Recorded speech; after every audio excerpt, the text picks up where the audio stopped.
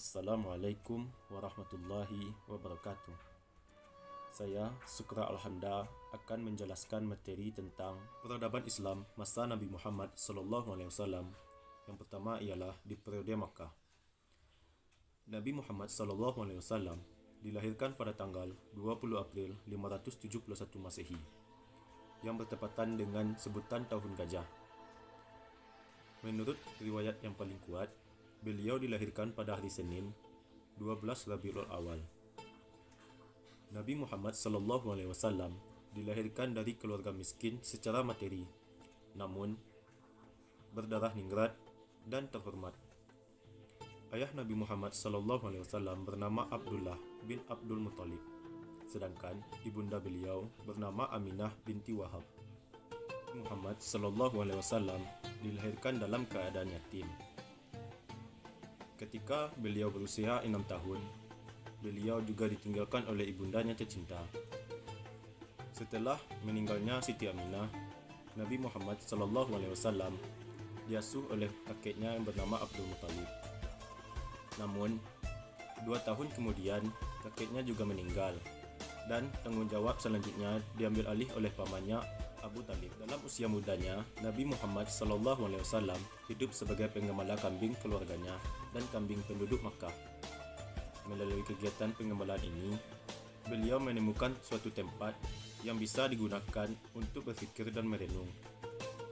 Pemikiran dan perenungan inilah yang membuat beliau jauh dari segala pemikiran nafsu duniawi, sehingga beliau terhindar dari berbagai macam noda yang dapat merusak namanya. Karena itulah, sejak beliau muda, beliau telah dikenal sebagai Al-Amin. Awal kemunculan Islam ditandai di saat beliau berkhalwat atau mengasingkan diri di Gua Hira. Pada tanggal 17 Ramadan tahun 611 Masehi, Malaikat Jibril datang dengan membawa wahyu yang pertama, yaitu Quran Surah Al-Alaq ayat 1-5 merupakan sebuah pertanda bahwa Nabi Muhammad SAW telah resmi diangkat sebagai seorang nabi, sekaligus mengakhiri zaman jahiliyah masyarakat Arab. Berselang beberapa bulan kemudian, beliau menerima wahyu yang berisi perintah untuk mendakwahkan Islam kepada umat manusia. Hal ini tergambar dalam surat Al-Mudaththir ayat 1-7. Selanjutnya, metode atau strategi dakwah Rasulullah SAW di Mekah. Strategi Nabi Muhammad SAW di periode Mekah itu terdiri dari 3, yaitu secara diam-diam. Metode ini dilakukan oleh Nabi Muhammad SAW selama 3 tahun.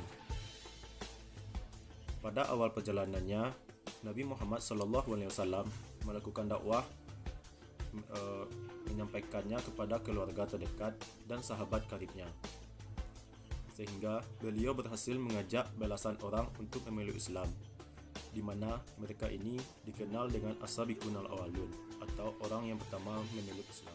Setelah turunnya Quran Surat Asy-Syu'ara ayat 214-216 menandakan bahawa dimulainya dakwah Rasulullah SAW secara terang-terangan. Selanjutnya, dakwah di luar Makkah, yaitu pada bulan Rajab tahun kelima dari kenabian, sekelompok sahabat hijrah pertama kali ke Habasyah, di mana mereka terdiri dari 12 laki-laki dan 4 perempuan yang dipimpin oleh Utsman bin Affan. Pada tahun ke-10 dari kenabian, Rasulullah SAW pergi ke Taif, di mana pengharapan supaya dapat mengembangkan Islam di sana. Namun, kenyataannya tidak. Masyarakat Taif malah mencaci, bahkan melempari beliau dengan batu. Yang kedua yaitu peradaban Islam masa Nabi Muhammad SAW periode Madinah. Pengalaman di Taif tidak menyurutkan dakwah Nabi Muhammad SAW.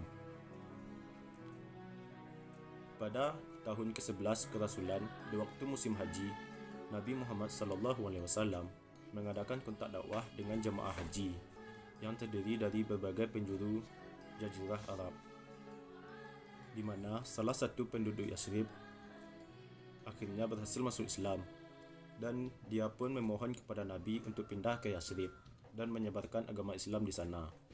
Maka dari sinilah titik balik ajaran umat Islam. Pada tahun 622 Masehi, Nabi Muhammad SAW hijrah dari Mekah ke Madinah. Pada saat itu, umat Islam masih dalam keadaan lemah, tidak sanggup menentang kekuasaan yang dipegang oleh pedagang Quraisy yang ada di Mekah, yang akhirnya membuat Nabi Muhammad SAW beserta sahabat dan umat Islam lainnya meninggalkan kota Mekah dan pindah ke Yathrib, yang kemudian dikenal dengan nama Madinah, yaitu kota Nabi. Di kota ini, keadaan Nabi dan umat Islam mengalami perubahan yang besar. Jika di Mekah mereka sebelumnya merupakan umat yang lemah dan tertindas, di Madinah mereka mempunyai kedudukan yang baik dan menjadi umat yang kuat dan dapat berdiri sendiri. Strategi dakwah Islam Nabi di Madinah. Yang pertama, pembangunan masjid. Masjid di zaman itu digunakan sebagai sarana penting untuk mempersatukan kaum muslimin dan mempertalikan jiwa mereka. Di samping sebagai tempat musyawarah merundingkan masalah-masalah yang dihadapi, masjid juga berfungsi sebagai pusat pemerintahan. Yang kedua, ukhuwah Islamiyah. Nabi mempersaudarakan antara kaum Muhajirin dan kaum Ansar. Dengan demikian, diharapkan setiap muslim merasa terikat dalam satu persaudaraan dan kekeluargaan. Selanjutnya, metode yang ketiga ialah hubungan persahabatan dengan non-muslim di Madinah. Di samping orang-orang Islam di Madinah, juga terdapat golongan masyarakat Yahudi dan orang-orang Arab yang masih menganut agama nenek moyang mereka. Agar stabilitas masyarakat dapat diwujudkan, Nabi Muhammad SAW mengadakan ikatan perjanjian dengan mereka, sebuah piagam yang menjamin kebebasan beragama terhadap individu. Kemerdekaan beragama dijamin dan di seluruh anggota masyarakat berkewajiban mempertahankan keamanan negeri itu dari serangan luar. Dalam perjanjian itu jelas disebutkan bahwa Nabi Muhammad SAW yang menjadi kepala pemerintahan, karena sejauh menyangkut peraturan dan tata tertib umum, otoritas mutlak diberikan kepada beliau. Di antara isi perjanjian itu ialah yang pertama, orang-orang Yahudi adalah satu umat dengan orang-orang mukmin. Bagi orang Yahudi, agama mereka, dan bagi orang mukmin, agama mereka. Yang kedua, orang-orang Yahudi dan mukmin masing-masing harus menafkahkan kehidupan mereka. Ketiga, mereka harus saling bahu-membahu dalam menghadapi musuh yang ingin membatalkan ini. Yang keempat, mereka harus saling menasihati, radiasi yang baik, dan tidak boleh melakukan perbuatan yang jahat. Yang kelima, perjanjian ini tidak boleh dilanggar, kecuali memang dia orang yang zalim. Setelah turunnya Quran Surat Al-Hajj ayat 39-40 menandakan bahwa berkenaan dengan perintah jihad untuk melawan orang-orang kafir, kerana perbuatan atau sikap dari orang-orang kafir Quraisy tersebut sudah sangat zalim dan terus menganiaya umat muslim, sehingga terjadilah perang besar yang pertama di masa Nabi, yaitu Perang Badar Kubra, yang terjadi tanggal 17 Ramadan 2 Hijriah. Terjadi di dekat sumur antara Mekah dan Madinah. Penyebabnya yaitu penghadangan yang dilakukan oleh kaum muslim terhadap kafilah Abu Sufyan dengan tujuan meninggikan kekuatan dan jika bisa meraih harta mereka untuk mempertahankan agama, sebagaimana harta yang telah dirampas oleh kafir Quraisy saat kaum muslimin hijrah dahulu. Dan hasilnya kemenangan yang diperoleh oleh kaum muslimin. Jumlah pasukannya tersendiri yaitu 300 orang dari kaum muslimin dan sekitar 1000 orang dari kaum kafir Quraisy. Selanjutnya ada Perang Uhud, di mana terjadi pada bulan Syawal tahun 3 Hijriah. Terjadi di kaki Bukit Uhud, utara Madinah. Penyebabnya pembalasan dendam kaum kafir Quraisy terhadap kekalahan saat Perang Badar. Hasilnya kekalahan atau kemenangan kepada kafir Quraisy. Jumlah pasukan itu sendiri yaitu 700 dari kaum muslimin dan 3000 kaum kafir Quraisy. Selanjutnya Perang Khandaq.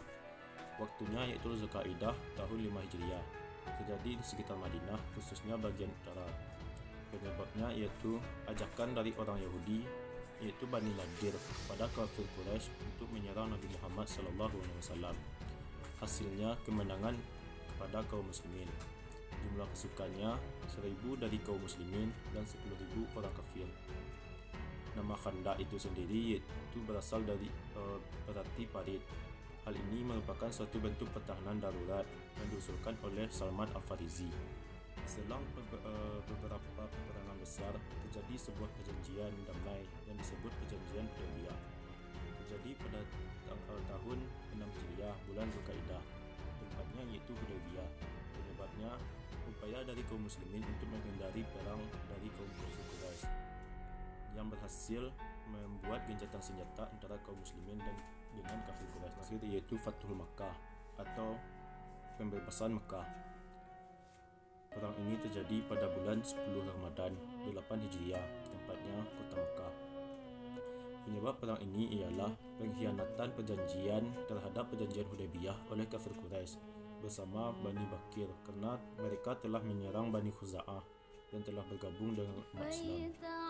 Jumlah pasukan dari kaum muslimin tersebut ialah 10.000 pasukan.